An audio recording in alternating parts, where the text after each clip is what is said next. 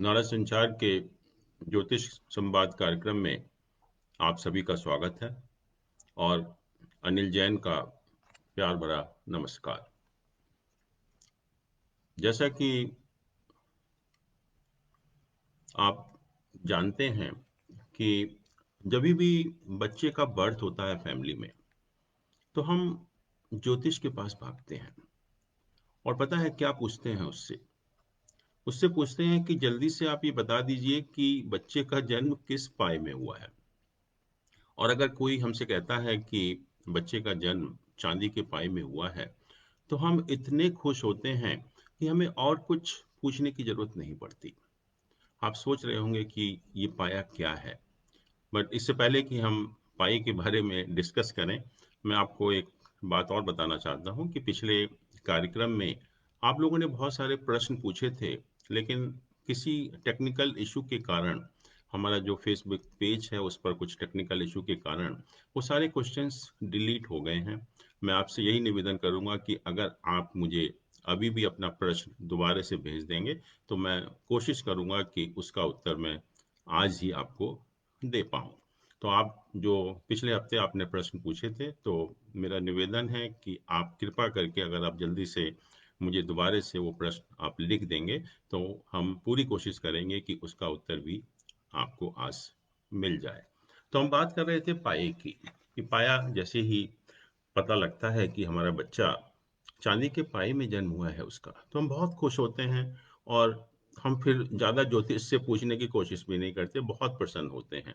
और कोई अगर हमको कह दे कि लोहे के पाई में बच्चे का जन्म हुआ है, तो हम बहुत परेशान हो जाते हैं, हमारा मन जो है बहुत खराब हो जाता है। तो सबसे पहले पाया है क्या और पाए से क्या होता है। तो थोड़ा सा, क्योंकि ये बहुत ही एक सामान्य प्रश्न है, हर व्यक्ति पूछता है कि पाया क्या है और पाया चांदी का है तो हम इतने खुश क्यों होते हैं। पाई का जो सीधा संबंध है वो हमारे चंद्रमा ग्रह से है। वैदिक ज्योतिष में चंद्रमा ग्रह को बहुत एक महत्वपूर्ण स्थान दिया गया है। क्यों स्थान दिया गया है कि जो चंद्रमा है हमारा, वो हमारे मन का प्रतिनिधित्व करता है। और जैसा आप जानते हैं कि हमें जो सबसे ज्यादा ऊर्जा की जरूरत पड़ती है, शारीरिक ऊर्जा की जरूरत इतनी नहीं पड़ती, इतनी की मानसिक ऊर्जा की जरूरत पड़ती है। और जैसा कि हम सभी जानते हैं कि जब हम एक जिंदगी जीते हैं, तो हमें हर स्टेज पर परेशानियों का सामना करना पड़ता है। और कहते हैं कि जिंदगी में परेशानी के अलावा कुछ नहीं है। और लॉर्ड बुद्धा ने तो इसीलिए एक ही शब्द में लाइफ को डिफाइन कर दिया कि लाइफ इज सफरिंग। और है भी ऐसा ही। तो अगर जो लोग परेशानियों को देखकर घबरा जाते हैं, वो लोग बहुत सक्सेसफुल नहीं होते लाइफ में। या जो लोग ये सोचते हैं कि हमारा जो जन्म हुआ है लाइफ में मौज मस्ती करने के लिए ही हुआ है, बहुत गलती करते हैं। क्योंकि परेशानियां हर व्यक्ति के लाइफ में आएंगी, उसको आप अवॉइड नहीं कर सकते। लाइफ का एम है कि हम जो भी परेशानी आए उसको एक टास्क समझें कि ईश्वर ने हमको एक टास्क दिया है, उसको हमें सॉल्व करना है। और अगर हम उस टास्क को सॉल्व करके आगे बढ़ते हैं, तो लाइफ जीने का मजा ही कुछ और हो जाता है। और वो मजा कैसे मिलेगा? वो मजा जब भी मिलेगा जब हमारे अंदर मानसिक शक्ति बहुत ज्यादा हो। और चंद्रमा जो ग्रह है हमारा ज्योतिष में, हमारे मन का कारक है जैसे मैंने कहा। और ये मन है, मस्तिष्क है, हमारी बुद्धिमत्ता है, स्वभाव है, हमारी माता है, हमारी जनेंद्रियां हैं, प्रजनन संबंधी रोग है, गर्भाशय है, इत्यादि का भी कारक है। और चंद्रमा ही हमारे भावनाओं पर भी नियंत्रण करता है, व्यक्ति की भावनाओं पर भी नियंत्रण करता है। ज्योतिष में इसको कहा कि ये जल तत्व ग्रह है और सभी तरल पदार्थ चंद्रमा के प्रभाव में ही आते हैं। यह माता को रिप्रेजेंट करने के कारण इसका संबंध किसी भी शत्रु संबंध नहीं है, किसी भी ग्रह के साथ किसी भी ग्रह से शत्रुता नहीं रखता। और जहाँ तक ज्योतिष में का सवाल है, जैसे हमारा मन बहुत तेजी से भागता है, उसी तरह से चंद्रमा की गति भी हमारी जो जोडियक है, राशि चक्र है, बहुत अधिक है। चंद्रमा एक दिन में करीब 13 से 15 डिग्री मूव करता है जोडियक में। इसका अर्थ ये हुआ कि अगर हम देखें कि एक राशि को क्रॉस करने में चंद्रमा को 2.25 दिन का समय लगता है, और एक राशि में ही 2.25 नक्षत्र भी होते हैं। ज्योतिष में जैसे 12 राशियां होती हैं, वैसे ही 27 नक्षत्र भी होते हैं। और हर नक्षत्र को क्रॉस करने में चंद्रमा 1 दिन का समय लगता है। तो करीब 27 दिन में, या एग्जैक्टली हम कहें कि 27.32 डेज में चंद्रमा पूरी जोडियक को क्रॉस कर लेता है, 360 डिग्री क्रॉस कर लेता है। और जहाँ तक ज्योतिष का सवाल है, चंद्रमा हमारी जो कर्क राशि है, राशि हम कैंसर कहते हैं जिसको, उसका स्वामी है। और जो नक्षत्र हैं उसमें से 3 नक्षत्रों का, रोहिणी नक्षत्र, हस्त नक्षत्र और श्रावण नक्षत्र का भी स्वामी है। और ये जैसे मैंने कहा कि बहुत तेजी से मूव करता है, और इसका संबंध हमारा सीधा मन से है, हमारी मानसिक शक्ति से है। तो जैसे ही हमारा, जैसे मैंने कहा कि पाई का संबंध सीधा चंद्रमा से है, तो इसका अर्थ ये होता है कि चंद्रमा की अगर पोजीशन आपके हॉरोस्कोप में बहुत अच्छी है, तो इसका अर्थ ये हुआ कि आपके अंदर मानसिक शक्ति बहुत है, और लाइफ में कोई भी अगर समस्या आएगी तो उसको आप फेस कर पाएंगे। And that is the purpose of life. इसीलिए लोग, जब कहा जाता है कि बच्चे का जन्म चांदी के पाए में हुआ है, तो हम बहुत खुश हो जाते हैं कि जो भी प्रॉब्लम आएगी बच्चा उसको फेस कर पाएगा। तो पेरेंट्स को कोई ज़्यादा बहुत चिंता करने की ज़रूरत नहीं है।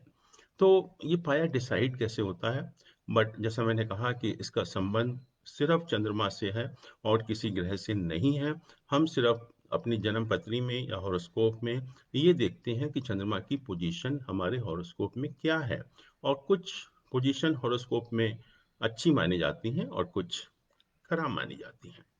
तो पाई का जो निर्णय है वो दोनों तरीके से होता है। एक राशि पाया हम बोलते हैं, और दूसरा नक्षत्र पाया बोलते हैं। राशि पाई का मतलब ये होता है कि जब चंद्रमा आपके हॉरोस्कोप में सेकंड, फिफ्थ या नाइन्थ हाउस में प्लेस्ड होता है। जब भी चंद्रमा किसी भी जन्म पत्री में दूसरे, पांचवें और नवें भाव में उसकी स्थिति होती है, तो हम कहते हैं कि ये चंद्रमा की बहुत अच्छी स्थिति है और बच्चे का जन्म चांदी के पाए में हुआ है।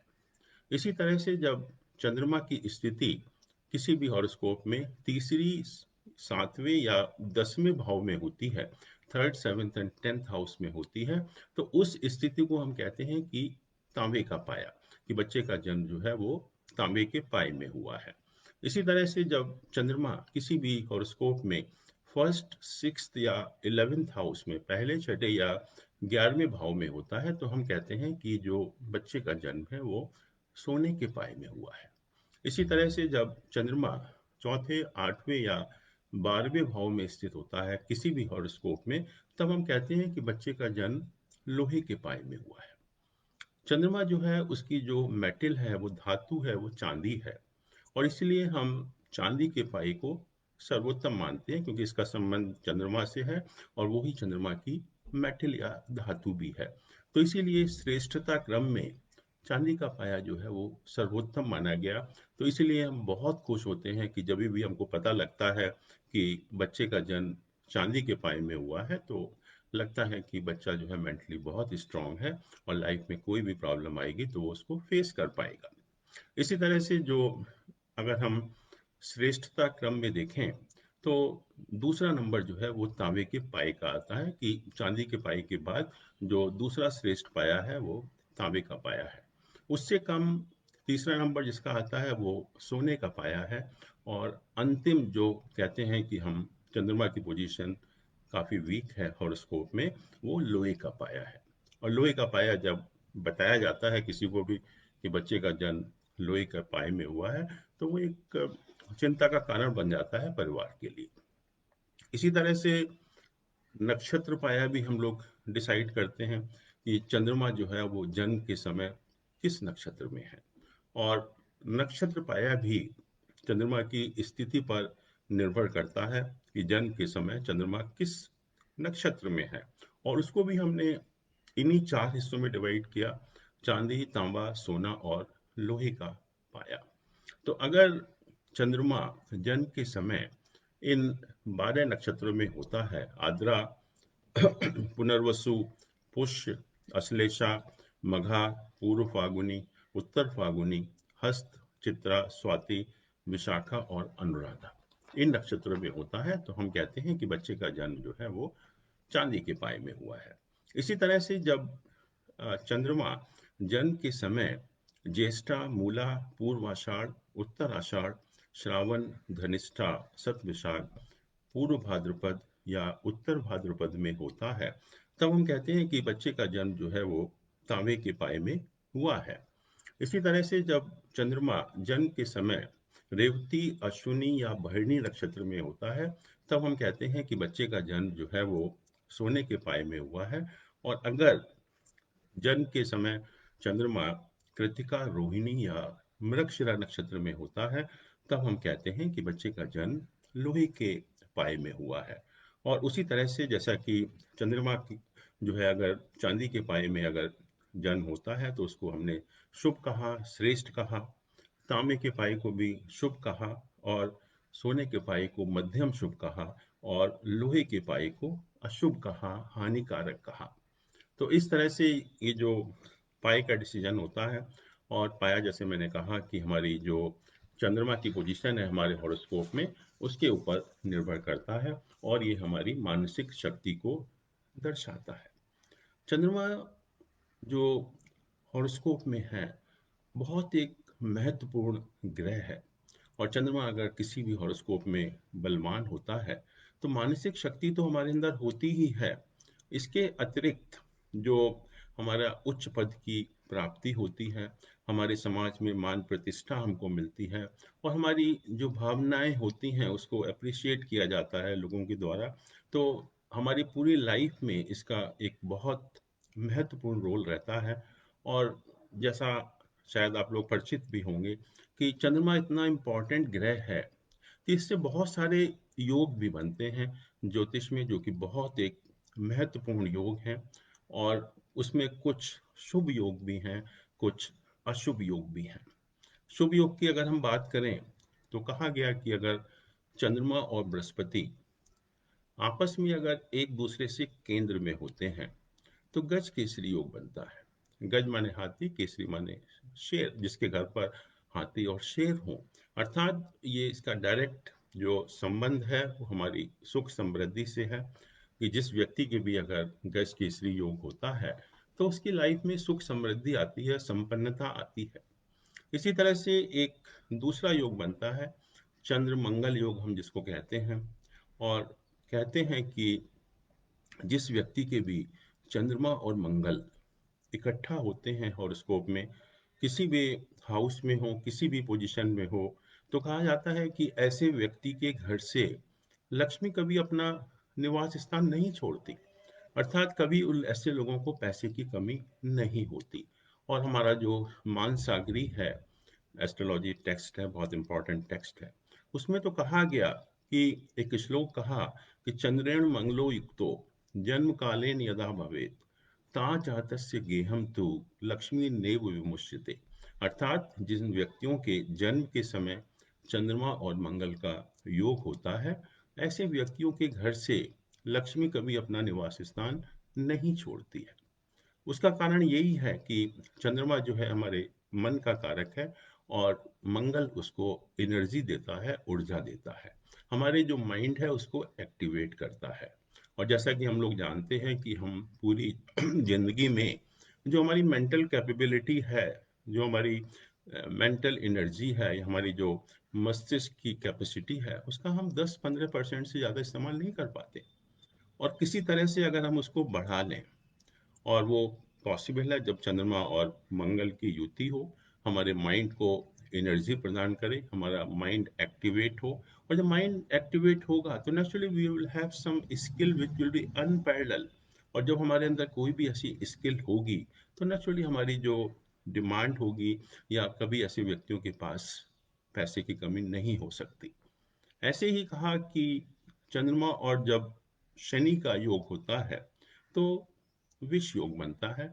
और विष योग का अर्थ यहाँ पर है क्योंकि चंद्रमा हमारे मन का कारक है और शनि जो है उसके ऊपर दबाव डालता है। तो ऐसे व्यक्ति आप देखेंगे कि हमेशा मेंटल टेंशन में ही रहते हैं, हमेशा मानसिक दबाव में ही रहते हैं। उनको आप किसी तरह की भी कितनी भी अच्छा एनवायरनमेंट आप दे दीजिए, कितनी भी अच्छी परिस्थितियाँ दे दीजिए, बट आप देखेंगे कि कभी वो एन्जॉय नहीं करते उसको। ऐसे व्यक्ति बहुत ही निराशावादी होते हैं, उनकी सोच बहुत नकारात्मक होती है। और एक योग बनता है चंद्रमा और राहु का, जब योग होता है किसी भी जन्म पत्री में, माइंड है हमारा चंद्रमा और राहु वहाँ पर कन्फ्यूजन पैदा करता है। तो ऐसे लोगों को आप देखिए कि उनका जो माइंड है बहुत ही इनडिसिसिव होता है, वो निर्णय नहीं ले पाते, हमेशा कंफ्यूज रहते हैं कि हम क्या करें और क्या ना करें। और चंद्रमा हमारी जो, जैसे मैंने कहा कि जितने भी तरल पदार्थ हैं उनको भी रिप्रेजेंट करता है। और जब राहु को का उसका योग होता है, तो राहु हमारा एक राक्षस है, जहर है, राक्षसी प्रवृत्ति उसके अंदर ऐड करता है। तो इसका मतलब ऐसे व्यक्ति नॉर्मल पानी भी नहीं पीते। It means they are always tempted toward the hard drink. तो अगर उनको मौका मिलेगा तो एक टेम्पटेशन उनको हमेशा रहता है, और अगर मौका मिलता है तो ऐसे लोग हार्ड ड्रिंक की तरफ उनका बहुत रुझान भी रहता है। इसके अतिरिक्त एक और योग है जिसको हम सकट योग बोलते हैं, बहुत ही एक नेगेटिव योग है। जब मून और जुपिटर की पोजीशन आपस में 6-8 होती है, आपस में जो स्थिति है एक दूसरे से छठी आठवीं स्थिति होती है, तब योग बनता है, सकट योग कहते हैं। सकट योग बहुत नेगेटिव योग है, और कहा जाता है कि जिस व्यक्ति के सकट योग होता है उसकी लाइफ में कभी स्टेबिलिटी नहीं आती, बहुत उतार चढ़ाव होते हैं। और सकट का अर्थ होता है बैलगाड़ी का पहिया, जैसे हम बैलगाड़ी में बैठकर फील करते हैं, वैसे ही ये व्यक्ति जिनके की सकट योग होता है, वो लोग भी पूरी लाइफ भर जो है वो ऐसा ही फील करते हैं। तो चंद्रमा कहने का मतलब यह है कि बहुत एक इम्पॉर्टेंट प्लैनेट है हमारे ज्योतिष के हिसाब से, हमारे मन का कारक है, और ये बताता है कि हमारे अंदर कितनी मानसिक शक्ति है। और सारा कुछ हमारे लाइफ का जो पूरा दारोमदार है वो हमारे मानसिक स्थिति के ऊपर ही निर्भर करता है। हम अगर हमारा मन ठीक है, हमारे अंदर मेंटल एनर्जी है, तो हम लाइफ में शायद हर काम कर सकते हैं और बहुत अच्छा काम भी कर सकते हैं।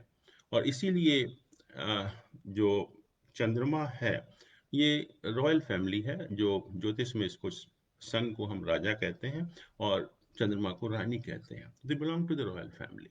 और इन दोनों प्लैनेट के साथ प्रॉब्लम ये होती है कि अगर आप ऐसे लोगों को देखें जिनका कि स्टेटस बहुत हाई होता है, या जैसे कहा कि राजा रानी टाइप के जो लोग होते हैं, अगर उनको आप अकेला छोड़ दें तो वो कुछ नहीं करते, they they don't get even activated.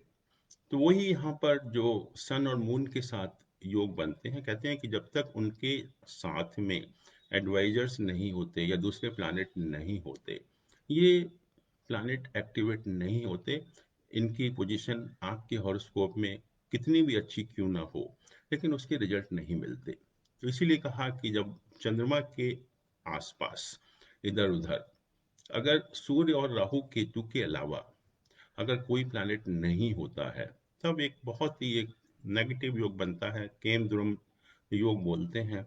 तो ऐसे व्यक्ति की जो हालत होती है बहुत खराब होती है, क्योंकि वो जो मन है, उसका जो मेंटल स्ट्रेंथ है, या हम कहेंगे मून है, वो एक्टिवेट ही नहीं होता।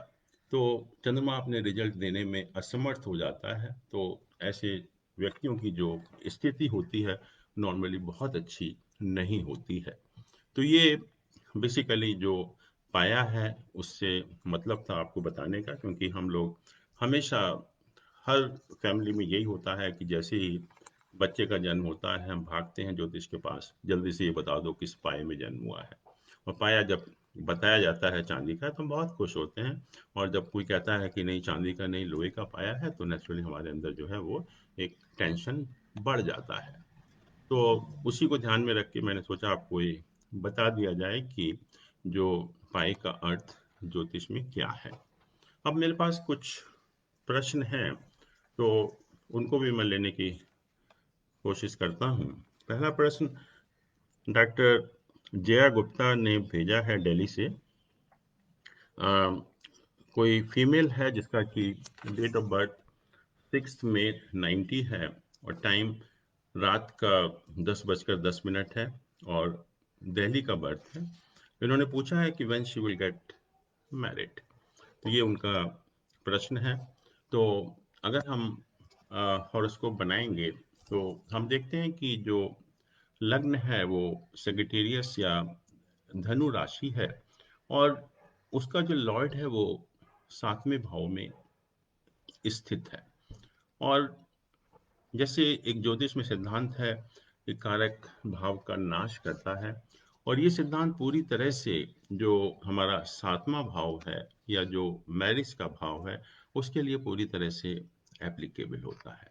तो यहाँ पर जो ये हॉरोस्कोप है उसमें मैं देख रहा हूँ कि जो बृहस्पति है या जुपिटर है उसकी जो स्थिति है वो 7वें भाव में है, जो कि बहुत एक अच्छी नहीं मानी जाती ज्योतिष के पॉइंट ऑफ व्यू से। और पर्टिकुलरली जो फीमेल होते हैं उनमें शादी के बारे में इसके रिजल्ट बहुत अच्छे नहीं मिलते हैं। और इसके अलावा भी अगर और भी कुछ पोजीशन देखें तो विनस उच्च का है, और शुक्र उच्च का होने से जो है एक केंद्र में स्थित होने से मालव्य महापुरुष योग भी बनता है। सन भी उच्च का है, और सन और मरकरी जो इकट्ठा प्लेस्ड हैं 5वें भाव में, तो वो एक बुध आदित्य योग बनाते हैं, और बुध आदित्य योग यहाँ पर उसकी पोजीशन सबसे अच्छी मानी गई है। शनि भी अपनी राशि में है। तो जहाँ तक हॉरोस्कोप का सवाल है, हॉरोस्कोप अच्छा है।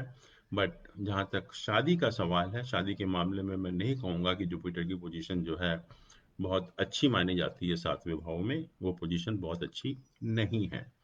और जहाँ तक दशाओं का सवाल है, अभी तक जो राहु का पीरियड चल रहा था, अब मई 19 से गुरु का पीरियड शुरू हुआ है, और गुरु गुरु का जो पीरियड है वो 2 जुलाई 2021 को खत्म होगा। उसके बाद कुछ लाइफ में राहत मिलेगी, क्योंकि जो भी परेशानियां चल रही होंगी राहु के पीरियड में वो बहुत अच्छा समय नहीं था। और इसमें भी हम देखते हैं कि जब जुपिटर का पीरियड खत्म हो जाता है तब जाकर व्यक्ति को कुछ राहत मिलती है। तो यह जुपिटर जुपिटर का पीरियड 2 जुलाई 21 को खत्म हो रहा है। और इसके अतिरिक्त भी अगर हम देखें तो जो ट्रांजिट है, गोचर है, वो गुरु का जो गोचर अ, कुंभ राशि में 6 अप्रैल 2021 को आएगा, और वहां पर गोचर होने से ये जो शादी का भाव है 7वां भाव, उसके ऊपर अपनी दृष्टि डालेगा। तो भी एक फेवरेबल कंडीशन बनती है शादी के लिए। और जुपिटर शनि का पीरियड 2 जुलाई 21 से लेकर 13 जनवरी 2024 तक रहेगा। तो अगर जो शादी की पॉसिबिलिटी है वो इस साल के एंड में, या मैं कहूँगा अगले साल के शुरू में बनती है। पर ये आपको ध्यान रखना पड़ेगा कि गुरु जो है वो 7वें भाव में है, जो एक बहुत अच्छी उसकी पोजीशन नहीं मानी जाती है। तो जब भी आप शादी करें तो कृपा करके जो हॉरोस्कोप मैचिंग वगैरह प्रॉपर करके जब भी शादी करें, नहीं तो शादी में कुछ समस्याएं आ सकती हैं। दूसरा प्रश्न वीनू गोयल जी ने भेजा है गाजियाबाद से, और जो डेट ऑफ बर्थ है वो 23 मई 99 है। टाइम रात का 10:12 है, और जगह जो है वो मेरठ है। तो इन्होंने पूछा है कि when she will get married, whether she will be able to complete uh, that she has joined that course of CS, that is the company secretary course. So whether she will be able to complete that course. तो इनका भी अगर हम horoscope देखें,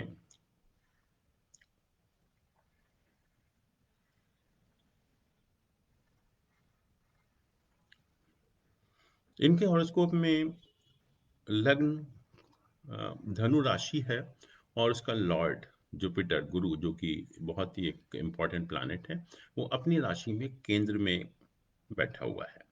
और इसका अर्थ ये होता है कि अगर जुपिटर अपनी राशि में केंद्र में स्थित होता है तो जो योग बनता है उसको हम कहते हैं हंस महापुरुष योग। तो वंडरफुल योग, वेरी इंपॉर्टेंट योग, और इससे लाइफ में सुख समृद्धि जो है वो आती ही है। और इसके अलावा जो इनका हॉरोस्कोप है इसमें एक एक्सचेंज है, परिवर्तन है मरकरी और वीनस का।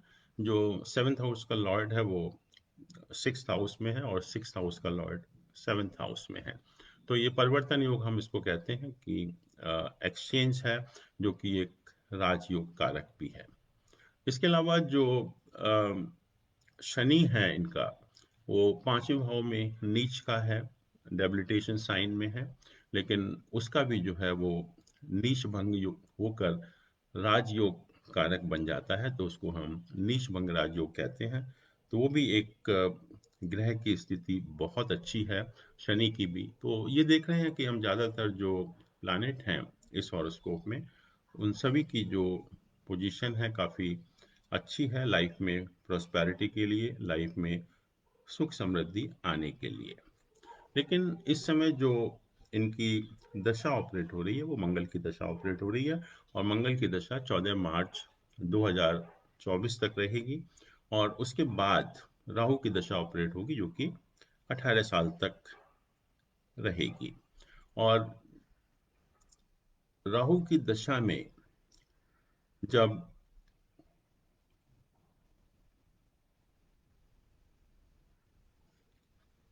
जुपिटर का पीरियड आएगा, मतलब 2026 में, तो जहाँ तक इन्होंने पूछा शादी की बात, तो शादी में तो मुझे लगता है अभी काफ़ी देरी है।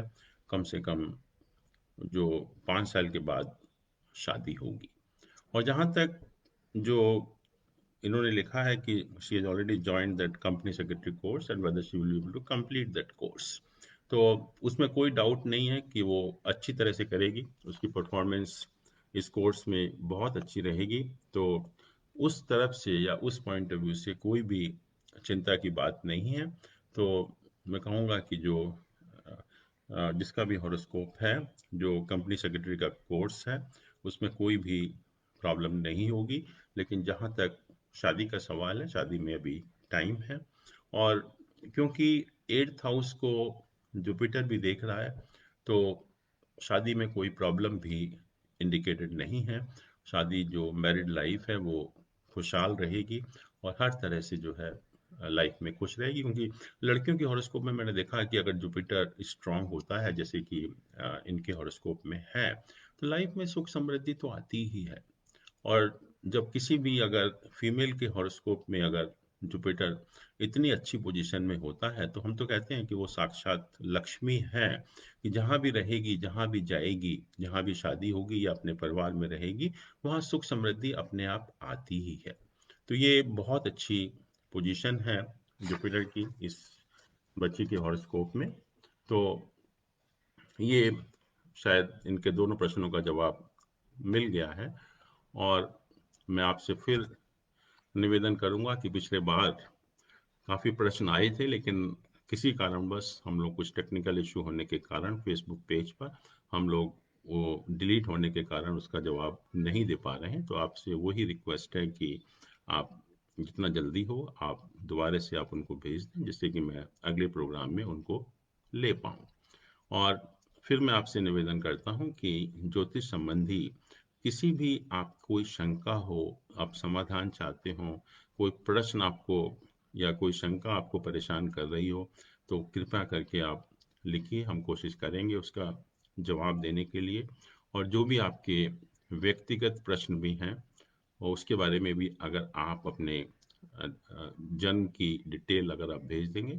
जन्म की डिटेल का मतलब होता है कि date of birth, time and place of birth, तो भी हम उसको आपको उत्तर देने की कोशिश करेंगे। धन्यवाद दोस्तों। और बहुत अच्छा लग रहा है जैसा आपका रिस्पांस मिल रहा है। और मैं यही कामना करता हूँ कि आपके जो भी प्रश्न हों उसका हम जल्दी से जल्दी जवाब देने की कोशिश करें। नमस्कार। Thank you very much.